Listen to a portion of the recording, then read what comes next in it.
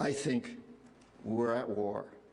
Why we're doing what we're doing in the Middle East today, in Palestine, Israel, Lebanon, in Kuwait, and all over. Why this is happening, and by understanding that, how we must end it. From my perspective, what we've been doing since the end of World War II is building an empire. And today we have managed to build the world's first truly global empire. It's the first in the history of the world. And it's also the first empire that's really been built without the military for the most part.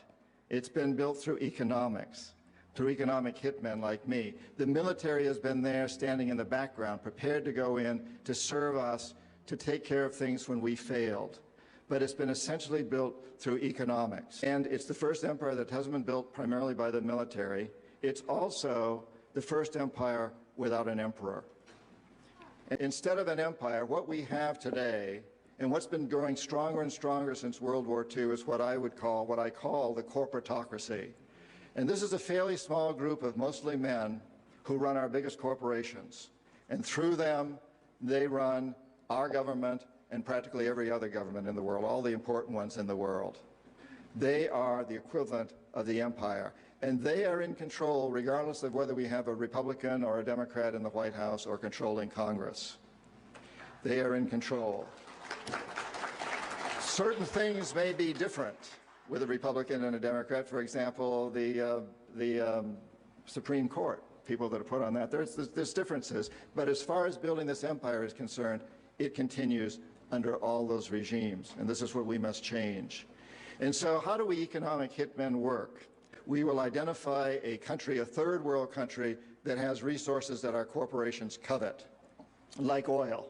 And then we'll arrange a huge loan to that country from an organization like the World Bank. But this loan doesn't go to the country. Instead, it goes to U.S. corporations, Halliburton, Bechtel, Brown and Root, you know the names. Those are the ones that get the money. And they build big infrastructure projects in this country, power plants, ports, highways, industrial parks, things that benefit the very rich who are in collaboration with the corporatocracy, but they don't benefit the poor. The country's left holding a huge debt, so huge you can't possibly repay it. So at some time, we economic hitmen go back and say to the country, listen, you can't pay your debts, so give us a pound of flesh. Sell oil to our oil companies real cheap, or vote with us on the next critical United Nations vote, or send troops in support of ours to someplace in the world like Iraq. And in that way, we built this empire. Sometimes we fail, not very often. But what happens then is what we call the jackals go in. The jackals overthrow governments, as we tried to do in 2002 with Hugo Chavez in Venezuela, or they assassinate the leaders of these governments, as they did with Jaime Roldos in Ecuador and Omar Torrijos in Panama. He died in a fiery airplane crash. I have no doubt it was a CIA orchestrated assassination done by jackals.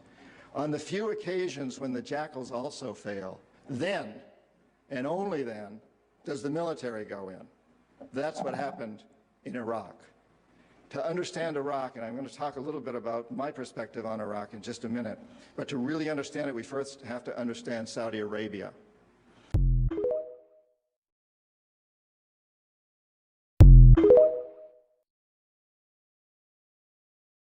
In the early 70s, OPEC didn't like what we were doing in Israel. Same old story. And so they cut off our oil supplies. So some of you will remember these long lines at the gas stations. And we feared we were going to have another depression like the 1929 depression. And so the U.S. Treasury Department came to me and other economic hitmen and said, listen, you know, we can't allow OPEC to blackmail us anymore. You guys got to come up with a plan so this will never happen again. We knew that that plan had to involve Saudi Arabia because it had more oil than anybody else, and it also, the House of Saud, the royal family, was corrupt and corruptible. The long version is explained in the book, but the short version of what we did, the deal we finally struck with the House of Saud, was a deal whereby they would return almost all the money they made from selling oil to the United States, invested in U.S. government securities. The U.S. Treasury Department would use the interest from those securities, which over the years has amounted to trillions of dollars, to hire U.S. companies to westernize Saudi Arabia, build petrochemical complexes, desalinization plants, whole cities out of the desert, McDonald's and all the other things that go along with our Western culture. The House of Saud would also agree to keep the price of oil within limits acceptable to the oil companies, possibly not acceptable to you and me, but acceptable to the oil companies. And this is very, very important. They agreed that they would never, ever sell oil for anything other than US dollars. This happened in the early 70s, right after we'd gone off the gold standard because we were bankrupt, because we could not pay off our debts to European countries in gold. Nixon took us off the gold standard. And then we were stuck with a situation as why will anybody in the world use dollars? So very shortly we came up with this plan, which in essence put the dollar on the oil standard. You cannot buy oil on the world market for anything other than dollars, and that's very important to the corporatocracy. Our part of the bargain was we agreed to keep the House of Saud in power, in control. It was an amazing deal, the deal of the century. It was history-making, incredibly powerful deal that we struck with Saudi Arabia, and it's held. It's had some what the CIA calls blowback, unintended consequences. There's been some blowback, but on the whole, the corporatocracy looked at this as an incredible success. I had done my job. We economic hitmen did a great job with that one. So we decided that Saddam Hussein ought to accept something very similar. Now, probably a lot of you know that Saddam has been our boy for a very, very long time. You may remember Abdul Karim Qasim, who was president of Iraq in the early 60s. Qasim came up with a unique concept. He said, Iraqi oil ought to go to benefit the Iraqi people. How novel is that?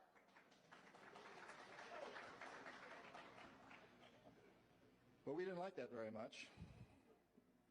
He began to tax the oil companies, particularly the British and some American companies, and threatened to nationalize our oil companies. And so we decided that Qasim had to go. The CIA sent an assassination team. It was headed by a man who was still going through high school, an Iraqi citizen who was still going through high school. They riddled Qasim's car with bullets on the streets of Baghdad and missed him. The head of this assassination team was wounded and fled to Syria. His name was Saddam Hussein. He was a CIA agent in those days, an assassin for us. He failed.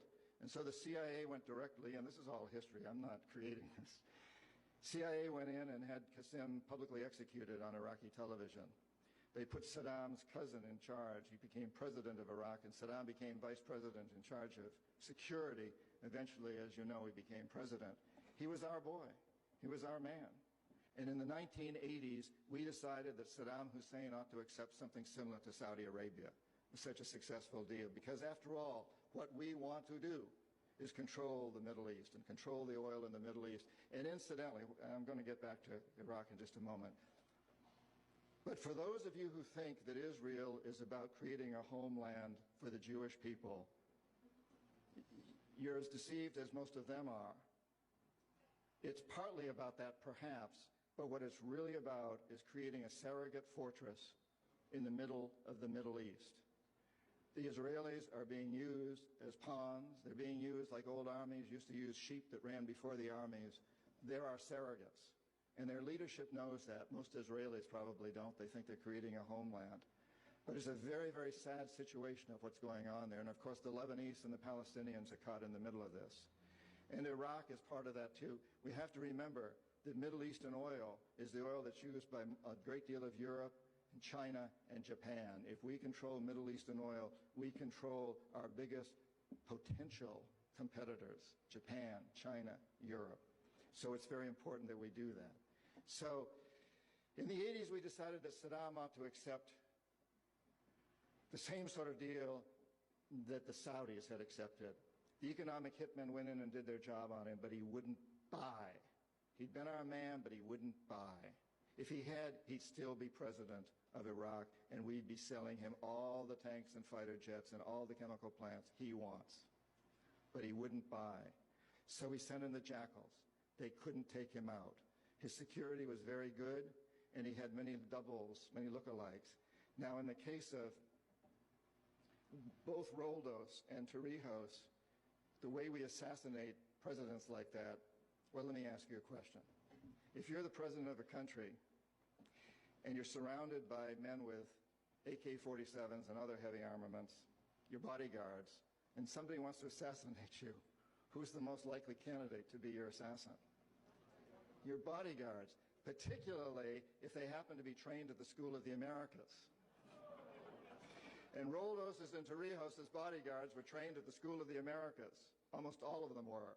Now, we all know that men like that, trained in those schools, are usually pretty loyal to their trainers, their mentors. They were also very underpaid. And so, for example, in the case of Torrijos, what we did was go up to one of his bodyguards, sent his teacher from the School of the Americas to a couple of his bodyguards who were making about $10,000 a year. And the mentors went in, the teachers went in and said, look, you know, you'd be doing this country a great service if you get rid of this man, this Torrijos. You've got to get him out of here. And incidentally, here's $100,000. You're only making $10,000 a year, so this is a pretty good deal. We could do that. In the case of Iraq, Saddam had been our man. He had been our assassin. He knew our ways.